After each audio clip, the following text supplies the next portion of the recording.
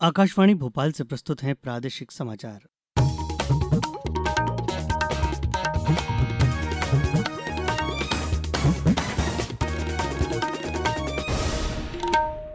नमस्कार, समाचारों के साथ मैं रत्नेश सोनी। सबसे पहले मुख्य समाचार। राष्ट्र आज 80वां स्वतंत्रता दिवस मना रहा है। प्रधानमंत्री नरेंद्र मोदी कुछ ही देर में लाल किले की प्राचीर से राष्ट्र को संबोधित करेंगे। भोपाल में मुख्यमंत्री डॉक्टर मोहन यादव ध्वजारोहण कर संयुक्त परेड की सलामी लेंगे। स्वतंत्रता दिवस की पूर्व संध्या पर प्रदेश में तिरंगा यात्राएं निकली और तिरंगे की रोशनी से जगमगाए प्रदेश के शहर। और प्रदेश के 21 जिलों में आज भारी बारिश का अलर्ट, कुछ इलाकों में 4 से 8 इंच तक बारिश का अनुमान। अब समाचार विस्तार से। राष्ट्र आज 80वां स्वतंत्रता दिवस मना रहा है। प्रधानमंत्री नरेंद्र मोदी कुछ ही देर में नई दिल्ली में ऐतिहासिक लाल किले की प्राचीर से स्वतंत्रता दिवस समारोह का नेतृत्व करेंगे। प्रधानमंत्री के राष्ट्रीय ध्वज फहराने के साथ ही वायुसेना के 2 MI-17 हेलीकॉप्टर समारोह स्थल पर पुष्प वर्षा करेंगे। ध्वजारोहण के साथ 21 तोपों की सलामी दी जाएगी। इसके बाद प्रधानमंत्री लाल किले की प्राचीर से राष्ट्र को संबोधित भी करेंगे। इस वर्ष लाल किले पर स्वतंत्रता दिवस समारोह देखने के लिए विभिन्न क्षेत्रों से करीब 5,000 विशेष अतिथियों को आमंत्रित किया गया है। इनमें अंतर्राष्ट्रीय योग दिवस के स्वयंसेवक, प्रधानमंत्री मुद्रा योजना की महिला उद्यमी, माय भारत के उत्कृष्ट स्वयंसेवक, प्रधानमंत्री आवास योजना शहरी के लाभार्थी और PM स्वनिधि योजना से जुड़े स्ट्रीट वेंडर शामिल हैं। वहीं प्रदेश में भी आज 80वां स्वतंत्रता दिवस हर्षोल्लास और गरिमामय वातावरण में मनाया जा रहा है। राजधानी भोपाल के लाल परेड मैदान में आयोजित राज्य स्तरीय समारोह में मुख्यमंत्री डॉक्टर मोहन यादव ध्वजारोहण करेंगे और संयुक्त परेड की सलामी लेंगे। ध्वजारोहण के बाद मुख्यमंत्री परेड का निरीक्षण करेंगे और प्रदेशवासियों के नाम संदेश का वाचन करेंगे। समारोह में पुलिस बैंड सहित 22 टुकड़ियां आकर्षक मार्च पास्ट प्रस्तुत करेंगी। परेड में सेना, अर्धसैनिक बल, पुलिस, NCC, स्काउट गाइड और शौर्य दल की टुकड़ियां शामिल होंगी। राष्ट्रपति द्रौपदी मुर्मू ने स्वतंत्रता दिवस की पूर्व संध्या पर राष्ट्र को संबोधित किया। उन्होंने देश के निर्माण और प्रगति में योगदान दे रहे प्रत्येक नागरिक की सराहना की। राष्ट्रपति ने 3 सेनाओं के जवानों और पुलिसकर्मियों की कर्तव्यनिष्ठा और प्रवासी भारतीयों के योगदान की विशेष प्रशंसा की। उन्होंने कहा कि दुनिया के कई हिस्से में युद्ध और अस्थिरता के बावजूद भारत की अर्थव्यवस्था तेज गति से आगे बढ़ रही है। राष्ट्रपति ने आत्मनिर्भर भारत अभियान को आर्थिक प्रगति और सुरक्षा का मजबूत आधार बताया। उन्होंने ऑपरेशन सिंदूर में सेना के पराक्रम और आतंकवाद के खिलाफ भारत के कड़े रुख का भी उल्लेख किया। आर्थिक सहयोग बढ़ाने तथा पारस्परिक संबंधों को और प्रगाढ़ बनाने के लिए हमने अनेक देशों के साथ फ्री ट्रेड एग्रीमेंट्स किए। ग्लोबल साउथ के देशों में हम अग्रणी भूमिका निभा रहे हैं। विश्व पटल पर हमारे देश का सम्मान बढ़ा है। हम रूल्स बेस्ड इंटरनेशनल ऑर्डर में विश्वास रखते हैं। हमारे प्रयास है कि संयुक्त राष्ट्र संघ सहित मल्टीलेटरल ऑर्गेनाइजेशंस में विश्व समुदाय का समुचित प्रतिनिधित्व हो। प्रदेश के कई शहरों में कल तिरंगा यात्राएं निकाली गईं। भोपाल में कोलार से संत नगर तक 32 किलोमीटर लंबी तिरंगा यात्रा निकाली गई, जिसमें मुख्यमंत्री डॉक्टर मोहन यादव भी शामिल हुए। मार्ग में जगह जगह यात्रा का स्वागत किया गया। यात्रा के दौरान युवाओं को नशे से दूर रहने और देश हित में आगे बढ़ने का संदेश दिया गया। वहीं दूसरी तरफ रात के समय कई शहर तिरंगे की रोशनी से जगमगा उठे। भोपाल में मंत्रालय, विधानसभा, लोक भवन और मिंटो हॉल समेत कई सरकारी इमारतों को तिरंगे के रंगों में सजाया गया। इंदौर में राजवाड़ा, गांधी हॉल और कृष्णपुरा छतरी भी तिरंगी रोशनी से सजे नजर आए। इसके अलावा राज्यपाल मंगूभाई पटेल की ओर से भोपाल के स्वतंत्रता संग्राम सेनानियों को घर पहुंचकर सम्मानित किया गया। जबलपुर के नेताजी सुभाष चंद्र बोस केंद्रीय कारागार से स्वतंत्रता दिवस के अवसर पर आज 18 बंदियों को रिहा किया जाएगा। रिहा होने वालों में एक महिला बंदी भी शामिल है। जेल प्रशासन के अनुसार सभी बंदियों ने शासन की निर्धारित पात्रता और जेल नियमावली की शर्तें पूरी की हैं। जेलर मदन कमलेश ने बताया कि अब पात्र बंदियों को वर्ष में 5 अवसरों पर रिहा किया जाता है। स्वतंत्रता दिवस पर यह रिहाई बंदियों को नई शुरुआत का अवसर देने के उद्देश्य से की जा रही है। जबलपुर में विभाजन विभीषिका दिवस के अवसर पर पंजाबी महासंघ ने कल मौन यात्रा निकाली। यह यात्रा गोरखपुर के गुलाटी चौक से शुरू होकर भगत सिंह चौक तक पहुंची।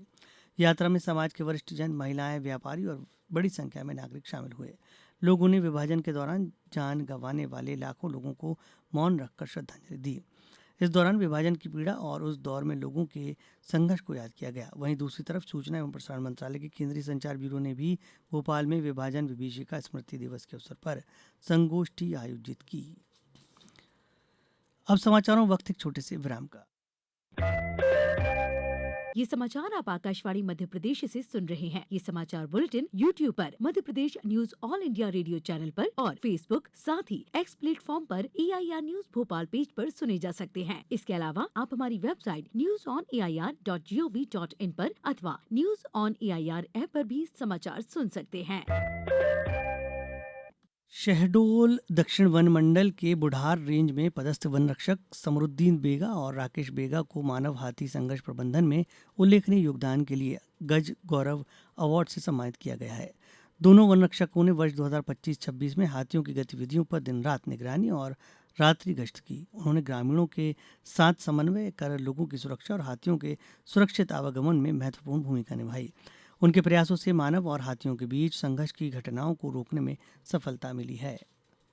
मुख्यमंत्री डॉक्टर मोहन यादव ने कल बड़वानी में सामाजिक कार्यकर्ताओं, खिलाड़ियों, उद्यमियों और किसानों से संवाद किया। उन्होंने राष्ट्रीय स्तर पर चयनित निशानेबाज वैष्णवी माहुले सहित अन्य खिलाड़ियों को सम्मानित किया। मुख्यमंत्री ने कहा कि निमाड़ की पहचान कपास से है और सरकार कपास आधारित उद्योगों तथा रोजगार को बढ़ावा दे रही है। उन्होंने कस्तूरी कॉटन के उत्पादन और प्रसंस्करण को प्रोत्साहित करने की बात भी कही।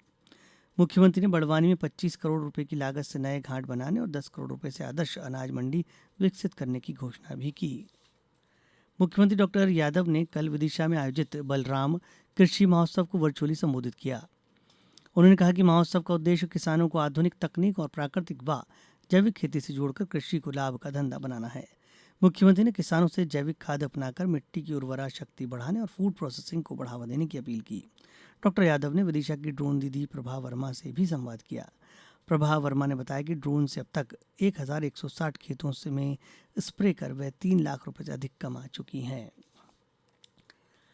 प्रदेश में हीरा खनन की संभावनाओं को बढ़ाने के लिए मुंबई में कल राउंड टेबल चर्चा आयोजित की गई। खनिज संसाधन विभाग की ओर से आयोजित इस बैठक में प्रमुख खनन कंपनियों और उद्योग जगत के प्रतिनिधियों ने हिस्सा लिया। चर्चा में प्रदेश में हीरा खनन को गति देने, निवेश बढ़ाने और नीलामी के बाद खनन गतिविधियां जल्द शुरू करने पर विचार किया गया। उद्योग प्रतिनिधियों ने हीरा खनन क्षेत्र में मौजूद अवसरों और चुनौतियों के बारे में अपने सुझाव दिए। भोपाल की बड़ा तालाब में चल रही तीसरी Raja Bhoj multi class national sailing championship में प्रदेश के खिलाड़ियों ने शानदार प्रदर्शन किया। प्रतियोगिता के चौथे दिन प्रदेश के खिलाड़ियों ने कई वर्गों में पहला स्थान हासिल किया। ILCA 4 पुरुष वर्ग में शुभम यादव पहले स्थान पर रहे और शीर्ष चारों स्थान प्रदेश के खिलाड़ियों ने हासिल किए। वहीं IQ फाइल में आर्यन पाटीदार और प्रार्थना भोई ने अपने अपने वर्ग में पहला स्थान हासिल किया। प्रतियोगिता में 12 राज्यों के करीब 100 खिलाड़ी हिस्सा ले रहे हैं। कल मुख्यमंत्री डॉक्टर यादव के मुख्य आतिथ्य में चैंपियनशिप का समापन होगा। अब बात मौसम की। प्रदेश में 21 जिलों में आज भारी बारिश का अलर्ट जारी किया गया है। मौसम विभाग के अनुसार अगले 24 घंटे में कुछ इलाकों में 4 से 8 इंच तक बारिश हो सकती है। नर्मदापुरम, छतरपुर और उमरिया में अति बारिश का अनुमान है। वहीं जबलपुर, सागर, रायसेन, रीवा, शहडोल समेत कई जिलों में भारी बारिश हो सकती है। प्रदेश के पूर्वी हिस्से में सक्रिय मौसम प्रणाली का असर अगले 4 दिनों तक बने रहने की संभावना है। अब कुछ समाचार संक्षेप में।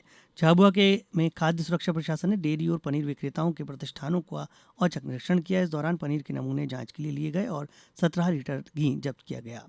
रीवा में मुख्यमंत्री जन विश्वास अभियान के तहत दूसरे शिविर में 290 आवेदन पत्र प्राप्त हुए। इनमें से 194 का मौके पर निराकरण किया गया। कटनी में विभाजन विभीषिका स्मृति दिवस पर विभाजन से प्रभावित लोगों के साहस को याद किया गया एवं श्रद्धांजलि दी गई। इस बुलेटिन में इतना ही। अगला बुलेटिन सुनिए दोपहर 2:10 पर। नमस्कार।